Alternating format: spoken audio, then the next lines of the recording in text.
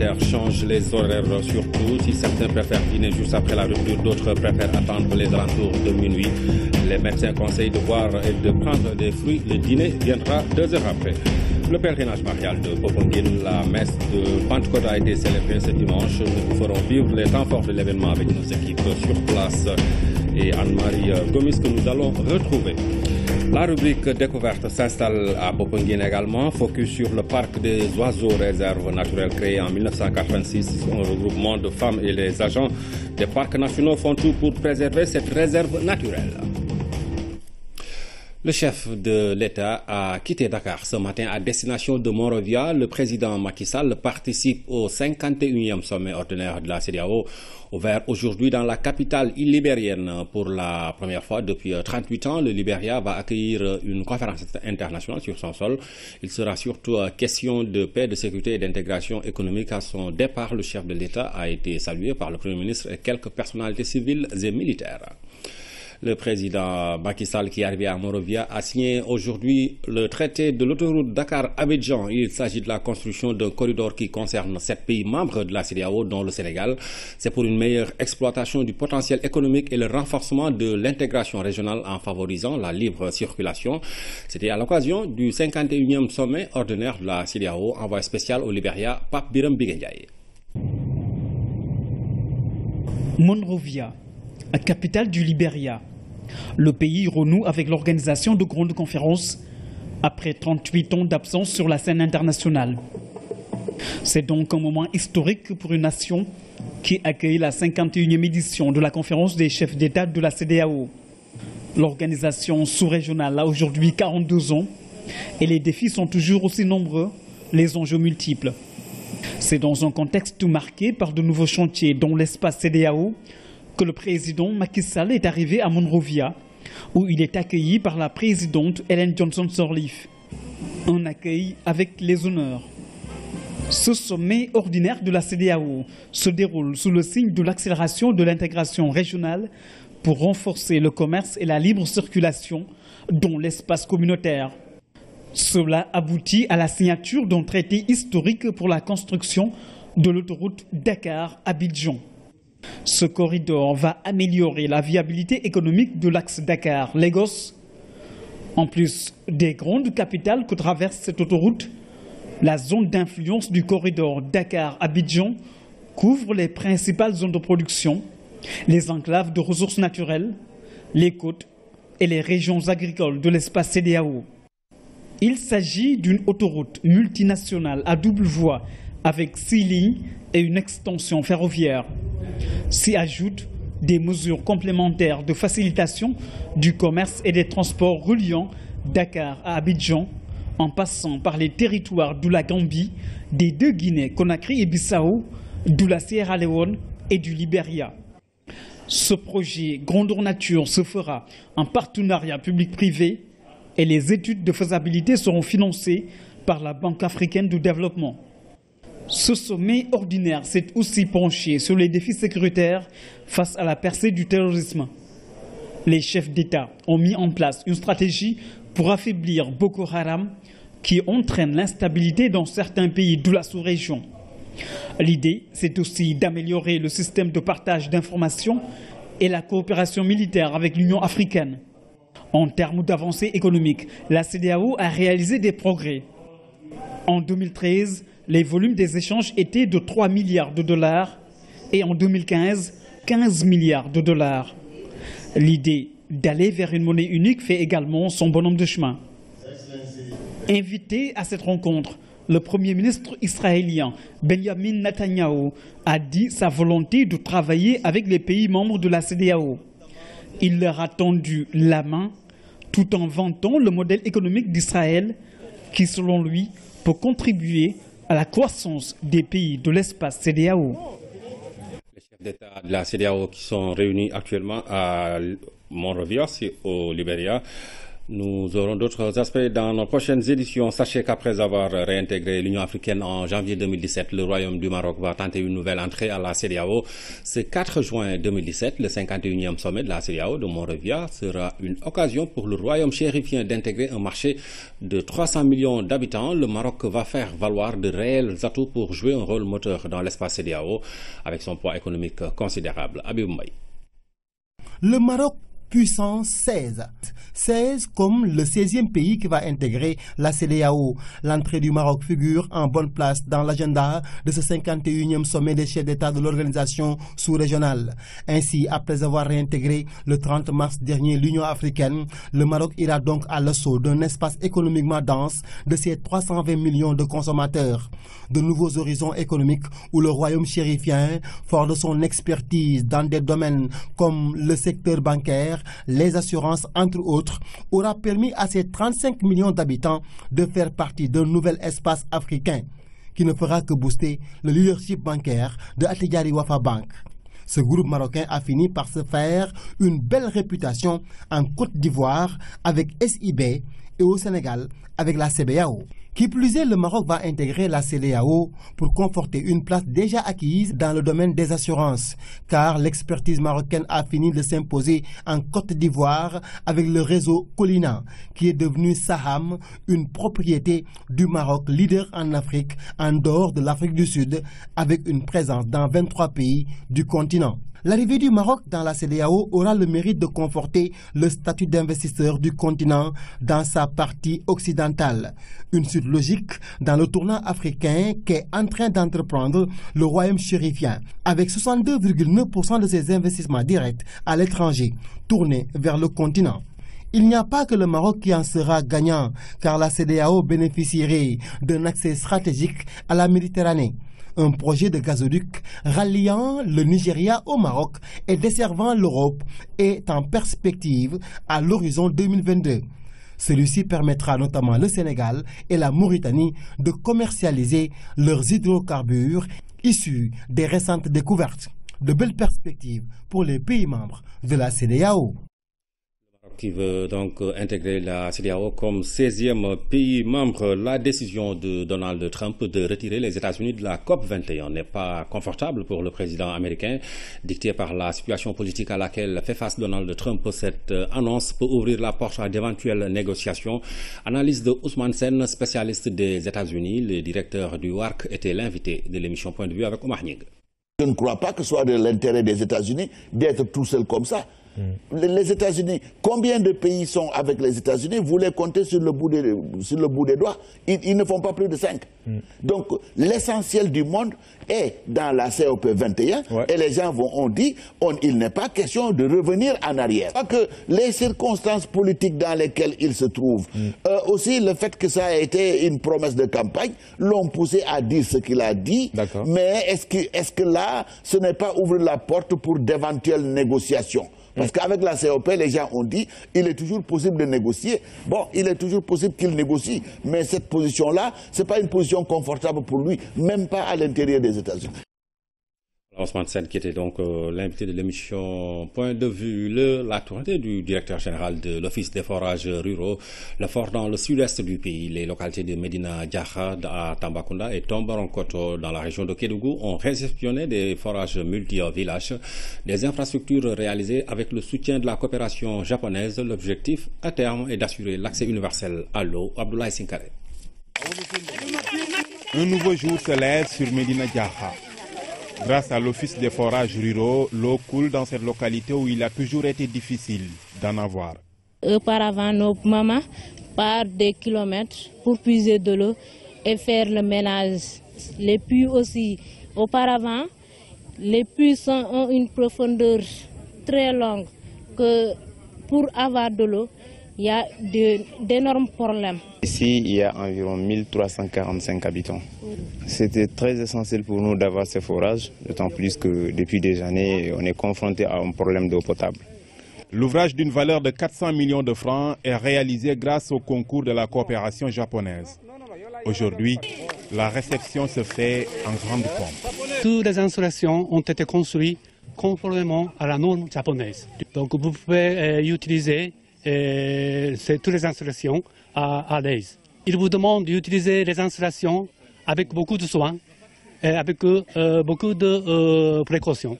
Si on parle de multi-village, c'est extrêmement important. Si vous voyez que le coût est aussi lourd, c'est parce que aussi ça sert aussi à desservir l'ensemble des villages. Donc ça aussi, quand même, il faut le retenir comme viatique par rapport à la gestion de ce forage. Cette réalisation s'inscrit dans une dynamique qui vise l'accès universel à l'eau. L'objectif, c'est de permettre aux populations du monde rural d'avoir accès, comme dans les populations dans les zones urbaines, à de l'eau. Et avoir un point d'eau dans une maison, ça veut dire un robinet, qui est une banalité dans le monde urbain, soit également une banalité en milieu rural. Que les femmes n'aient plus à se déplacer sur des charrettes pour aller chercher de l'eau. Avant Medina Diakha, dans la région de Tamba, la délégation de l'OFOR a effectué le même geste dans la commune de Tomboronkoto, à Kédougou. Ici, le forage polarise 3 gros villages.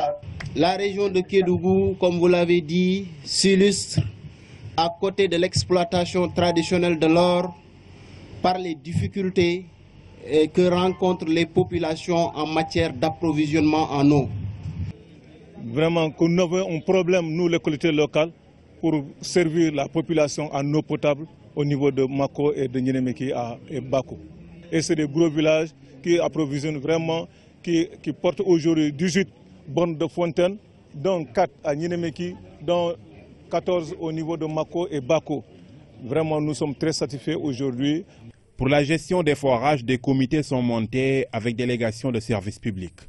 Et l'OFOR ne compte pas s'arrêter là. Et notre objectif, c'est dans les 2 années à venir, qu'il n'y ait plus de problème d'accès à l'eau potable. Mako est simplement un début.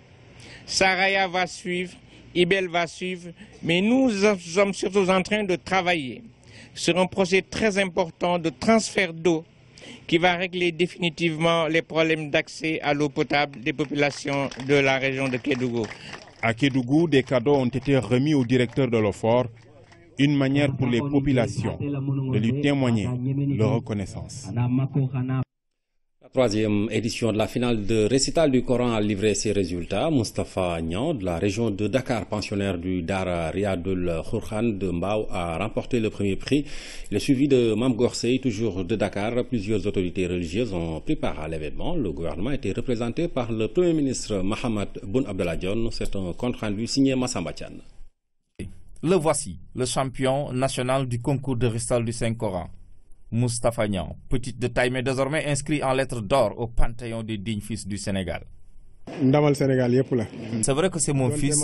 Ce qu'il vient de réaliser est un honneur pour tout le monde. Il a honoré toute la Oumma islamique.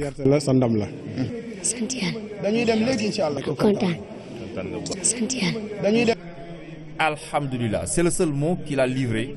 Un sentiment partagé avec toutes les autorités qui ont pris part à cet événement, du Premier ministre Mohamed Boun Abdallah Dionne qui a présidé la finale aux jeunes disciples venus des 14 régions du Sénégal. Ce que nous venons de vivre vraiment ici à Grand Tête, c'est un jour qui sera marqué dans l'histoire du Sénégal. Ce qu'on a vu sur ces enfants-là, vraiment c'est quelque chose d'extraordinaire.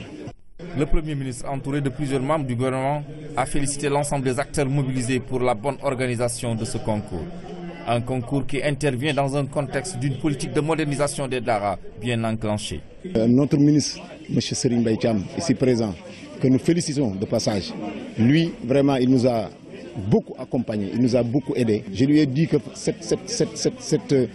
ces résultats-là, c'est des produits vraiment que la fédération a enregistrés, mais grâce à vous.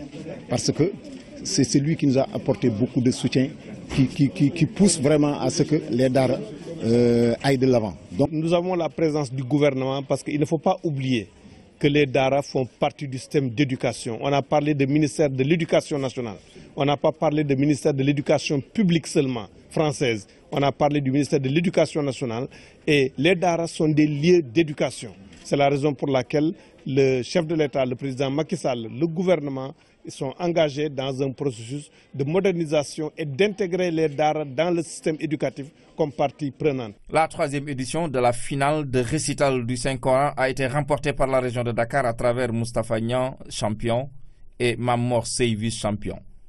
La cérémonie a servi de tribune pour aborder des thèmes d'actualité surtout liés à l'islam et la paix. Beaucoup de prières ont été dites pour un Sénégal de paix et de prospérité.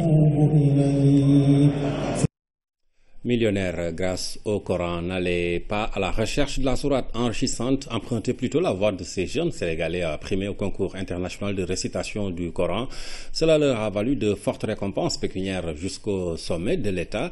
Cherchez le savoir et à vous la fortune, c'est une chronique signée Omar Diaw.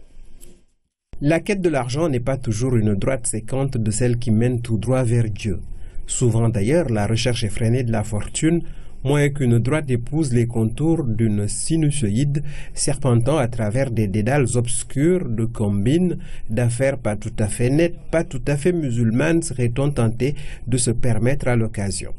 Les lauréats sénégalais du dernier concours de mémorisation et de récitation du Coran ont porté haut l'étendard d'un pays qui peut en apprendre à d'autres plus anciennement convertis, se considérant même comme des légataires directs de l'essence de la civilisation musulmane qui est aussi négro-africaine.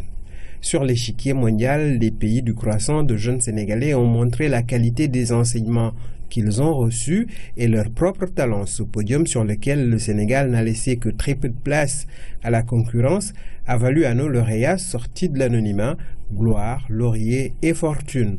On se croirait dans un téléthon sur des plateaux télévisés. Cette générosité affichée cache sûrement d'autres formes discrètes et hautement appréciables là-haut. La Républicaine a exprimé sa reconnaissance à ses enfants prodiges. Elle se doit d'ancrer en chacun d'eux le culte du mérite. Et ceux qui ont investi le savoir méritent le respect dû aux gros investisseurs dont on peut ignorer l'origine des fonds. Chaque jour est une occasion d'apprendre sur le vaste monde de notre ignorance. Cherchez le savoir et à vous la fortune, la chronique signée Omar Diaw. C'est par une distribution de lait que la journée mondiale du lait a été clôturée au Sénégal. Le ministre de l'Élevage et sa délégation ont choisi le Dara Al-Amal de Keur Massar pour cette distribution. Les enfants de l'école et les nombreux invités ont eu également droit à un ndogu Aramdaw. Par ces temps de Ramadan, l'astuce est toute trouvée de clôturer la journée mondiale du lait autour d'un ndogu. Précédé, cela dit, d'une distribution de lait. Le cadre, Keur Massar, les invités, les pensionnaires du Dara Al-Amal, des enfants qui ont rendu la journée plus que symbolique.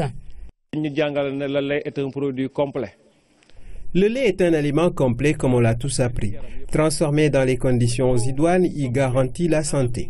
Les enfants et les parents doivent le savoir pour en consommer davantage. Pour le Dara, l'honneur est immense, un choix parmi tant d'autres.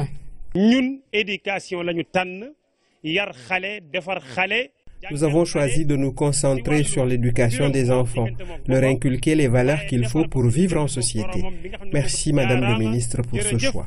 Merci beaucoup, Devant autorités de la commune, parents et acteurs de l'élevage, le ministre est revenu sur le choix de ces jeunes qui ont besoin plus que quiconque du liquide nourricier.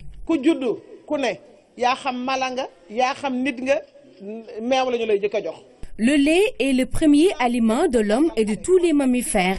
Il est d'une importance capitale, culturelle, mais aussi économique du fait des milliers d'éleveurs qui vivent de la filière. On a voulu clôturer la journée mondiale du lait pour faire honneur à Keur Massar et à cet important Dara Al-Amal. C'était le dernier temps fort de la journée mondiale du lait.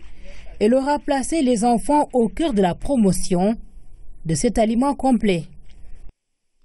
Voilà qui nous permet d'aborder notre reportage Ramadan. Durant cette période, les horaires des repas changent. Si certains préfèrent dîner juste après la rupture du jeûne, pour d'autres, c'est aux alentours de 23h00. Les médecins conseillent de prendre de l'eau et des fruits et le dîner 2 heures après. Aminata Mbengval.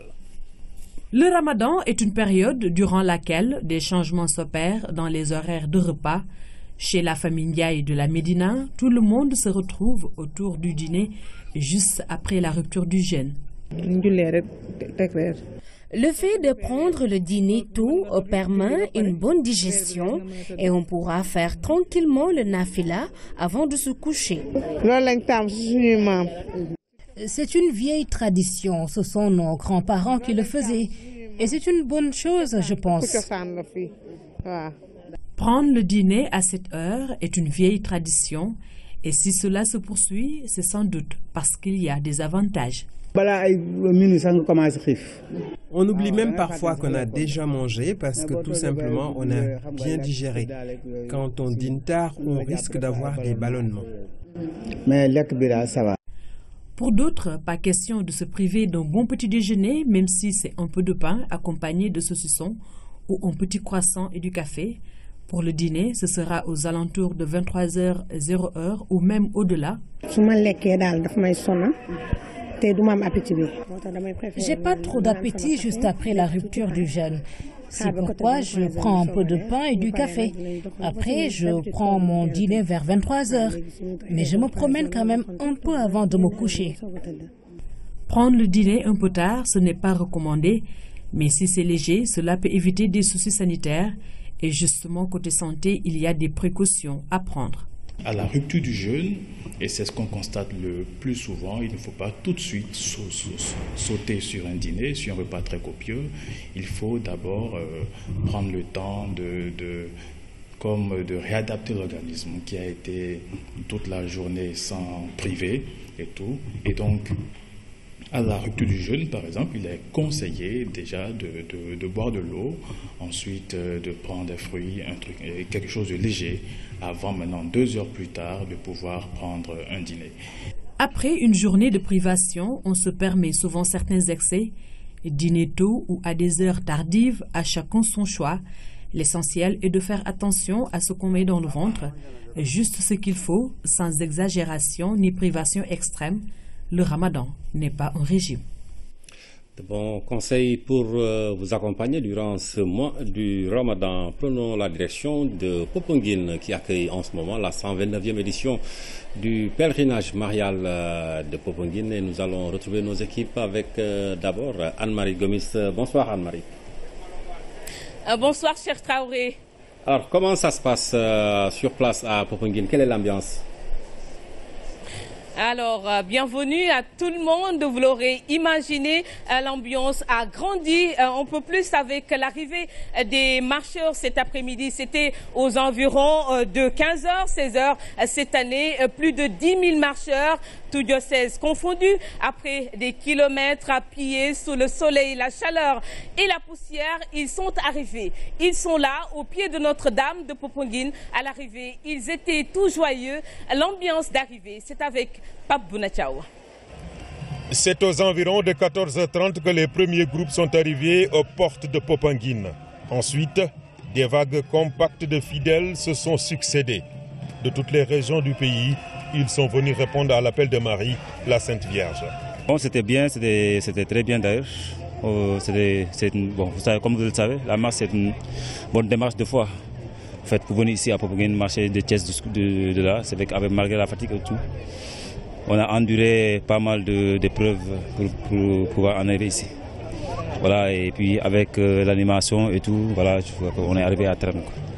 Ému, je ne sais pas quoi dire, mais bon, c'était vraiment très bien et un plaisir de marcher. Ouais. Dans la joie et l'allégresse, les kilomètres parcourus ne pèsent plus sur les pieds. À l'arrivée, la fatigue s'est vite dissipée dans la ferveur religieuse du sanctuaire. À l'approche de Popenguine, j'ai plus senti la fatigue. Et sur le chemin, vraiment, j'avoue que c'était difficile. Mais vraiment à l'approche, c'était comme s'il y a quelqu'un qui a quelque chose qui est sorti en nous. Et vous voyez comment les gens ont chanté. Vraiment, c'était bon aussi. C'est la 4e fois. Je suis dans la paroisse de Marie Immaculée, Mipa. Vous sentez toujours la fatigue ou bien? Non, la Vierge Marie fait toujours des miracles. Quand on vient, on ne ressent plus la fatigue. Cette année encore, plus de 10 000 marcheurs ont envahi les différentes artères de la ville. Dans l'enthousiasme, la paix, la communion des cœurs, les pèlerins vont ensemble prier et vénérer la Sainte Vierge, Notre-Dame de Popenguine, qui, comme chaque année, les accueille à bras ouverts. La marche, une démarche de foi à l'image des disciples d'Emmaüs à qui Dieu avait dit va va à la rencontre du Seigneur. Mais auparavant, il a fallu que le Christ, après son élévation au ciel, leur envoie l'Esprit Saint le jour de la Pentecôte. La Pentecôte, justement, que l'Église célèbre ce dimanche. Ici, à Popenguine, une célébration eucharistique s'est déroulée ce matin, ici même au sanctuaire. Une messe présidée par le cardinal Sar Théodore Adrien. Dans son homélie, il invite les jeunes à prendre Marie comme exemple. Aïssatou François Sec.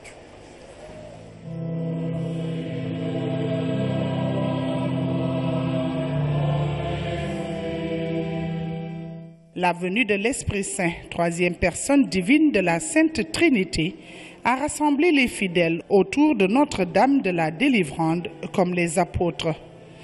En recevant l'Esprit Saint, les fidèles reçoivent également les 7 dons de l'amour du Christ. Il faut donc bannir les rivalités, les jalousies, la concurrence malsaine au sein des communautés et pratiquer l'accueil et l'écoute mutuelle pour que la diversité des dons engendre une complémentarité féconde. Sortons de l'habitude pour laisser retentir en notre cœur les merveilles de la première rencontre des apôtres avec leur maître ressuscité. Célébrée 50 jours après Pâques, la Pentecôte marque le couronnement des 7 semaines du temps pascal et la naissance de l'Église catholique. Elle peut et doit raviver notre foi au don de l'Esprit Saint que Jésus ressuscité a fait aux apôtres et qu'il fait à tous ses disciples de toutes les époques et de tous les pays. Soyez les témoins du Christ et poursuivez l'œuvre d'amour qu'il a entrepris au début de sa prédication évangélique, dira également Monseigneur Théodore Adrien Sar aux fidèles. Par le mystère de la Pentecôte, des prières ont été formulées afin que le Saint-Esprit répande ses grâces en abondance dans l'immensité du monde et de notre pays. Il faut dire que cette année, les milliers de fidèles attendus à ce pèlerinage vont réfléchir et méditer autour du thème Marie, mère et éducatrice, modèle pour nos familles et nos communautés. Le 25e anniversaire de la visite du pape Jean-Paul II est également célébré cette année. Anaïs Nyanyamane. Le pèlerinage marial de Popenguine, un moment de rencontre, de communion et de prière pour les fidèles chrétiens du Sénégal et des fidèles des pays frontaliers. Pour cette année 2017, le pèlerinage sera aussi marqué par la dévotion à la Vierge Marie, Reine de l'Univers. C'est Marie, mère et éducatrice, modèle pour nos familles et nos communautés. Donc on a voulu qu'elle soit modèle sur les deux registres, le côté de la famille, qui est très connu, mais aussi de la communauté. Parce que la Vierge n'était pas simplement maîtresse de maison, elle était aussi mère de l'Église. Et elle est très douée pour les relations avec les disciples, les apôtres. Donc ça apporte beaucoup pour nos communautés, qui sont des communautés religieuses ou des communautés paroissiales. Donc la Vierge, on pourrait dire, elle a une dimension familiale et sociale. C'est pas pour ça qu'on l'appelle reine. Donc elle connaît la chose publique. Et ici, c'est un lieu public.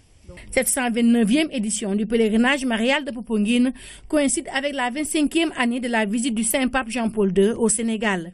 Son passage à Popenguine fut un moment important pour l'Église. Cette année 2017, on fête les 25 ans de passage du pape Jean-Paul II au Sénégal. C'était en février 1992 et donc 25 ans plus tard, en 2017, on a souhaité associer cette visite historique pour la célébration de la Pentecôte. Ils l'ont déjà fait pour les JMJ à Pikine et ils vont le faire encore pour la grande veillée de Pentecôte. Remise en l'honneur de tous les textes fondateurs du pape Jean-Paul II, qui a dit d'ailleurs pour Popenguine une très belle phrase, que les gens se demandent si la Vierge est venue ici ou si elle est apparue. Dans le monde, il y a à peu près 3000 sanctuaires de la Vierge, mais il n'y en a que 17 qui sont reconnus comme ayant vraiment l'apparition de la Vierge.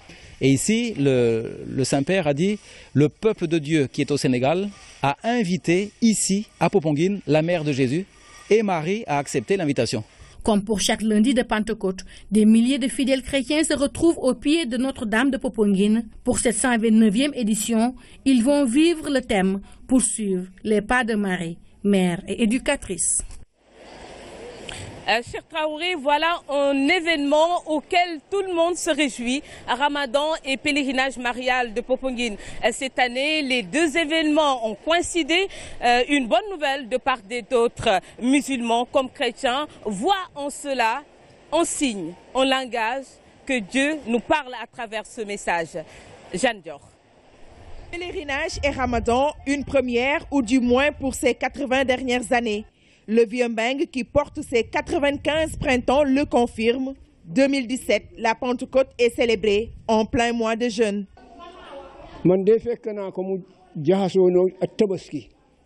Je me souviens qu'il y avait une coïncidence entre la Pentecôte et la Tabaski. Mais Ramadan et Pentecôte, j'avoue que c'est une première. Je me rappelle des différents départs des marcheurs de Dakar à Popenguine et de Thiès à Popenguine.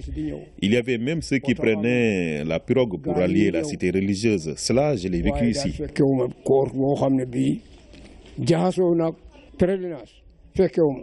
Cette coïncidence est vue sur plusieurs angles.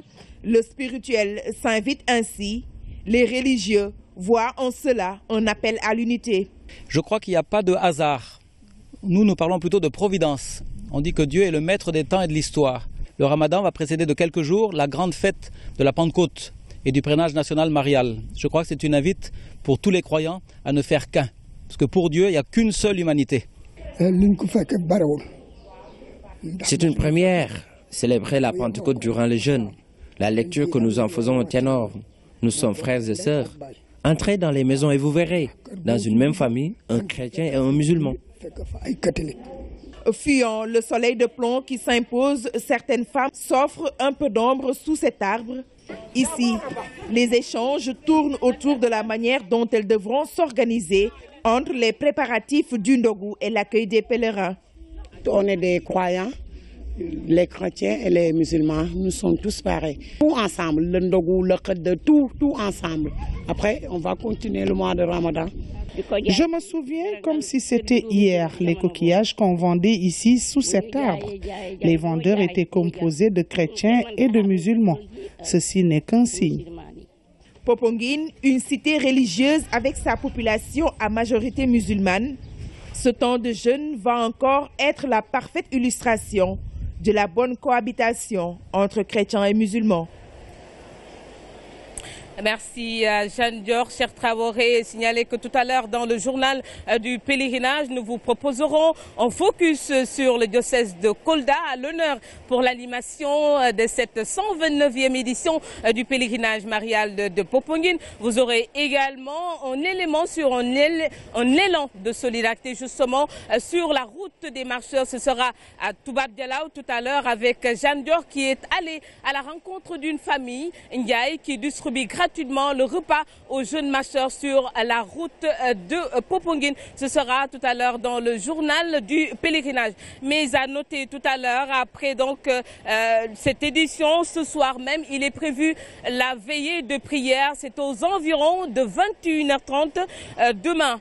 La messe est prévue à 10h, une messe que vous pourrez suivre en direct sur notre antenne. Et pour ce qui est de la veillée, ce sera diffusé pour nos téléspectateurs qui sont restés chez eux à partir de 23h. Demain donc, 10h, la grande messe ici même au sanctuaire, suivie de la cérémonie officielle.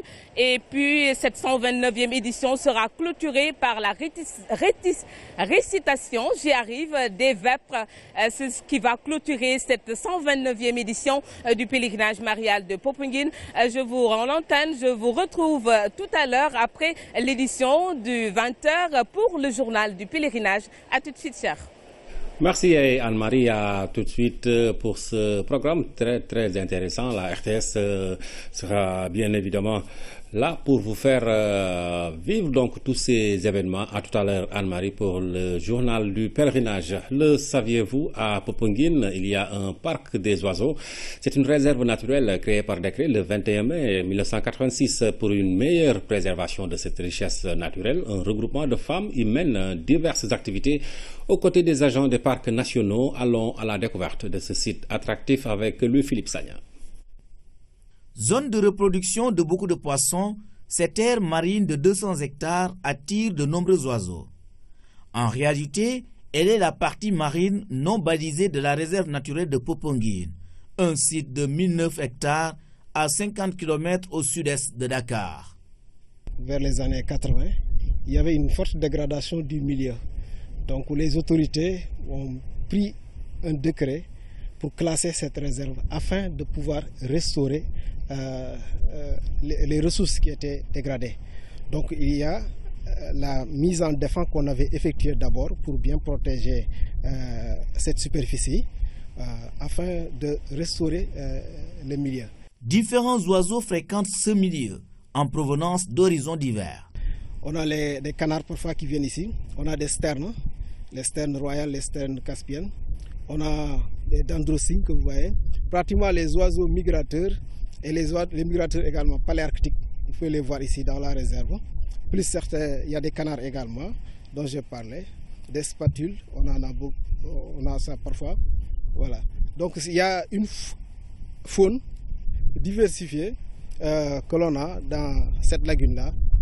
Mais il y a des saisons comme par exemple comme janvier, décembre, même octobre où on a vraiment des effectifs très importants. Il fallait restaurer ce milieu fortement dégradé du fait des coupes abusives et des feux de brousse. Après la création, les populations ont adhéré à cette vision de l'État pour sauvegarder les ressources. D'abord, il y a le regroupement de Popenguine qui a été mis en place. Et quelques années après, on a créé le Copronat qui fédère l'ensemble des villages.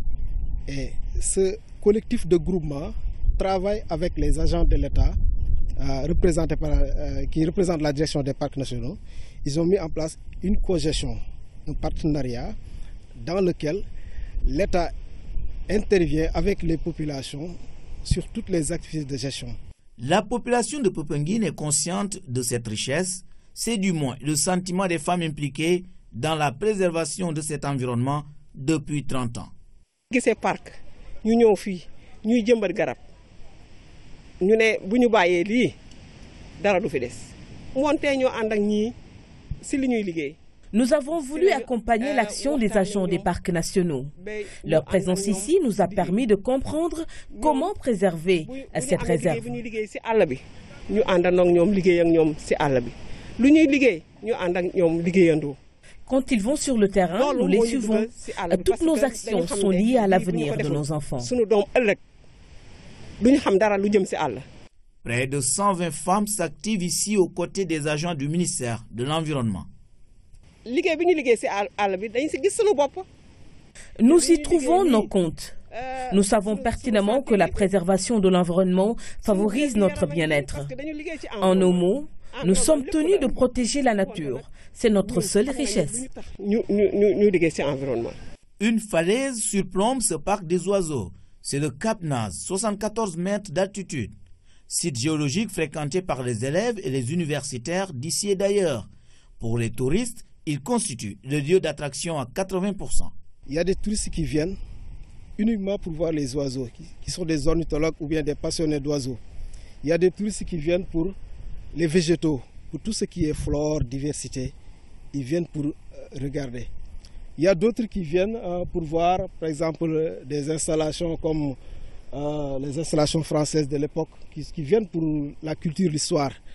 Voilà. Il y a certains qui viennent aussi pour voir les reliefs, la géologie. Donc les attractions sont variées. Chaque touriste a ses exigences, ses motivations. Voilà. Principalement, ce sont les attractions que nous avons ici. Il y a des gens qui viennent aussi pour les randonnées.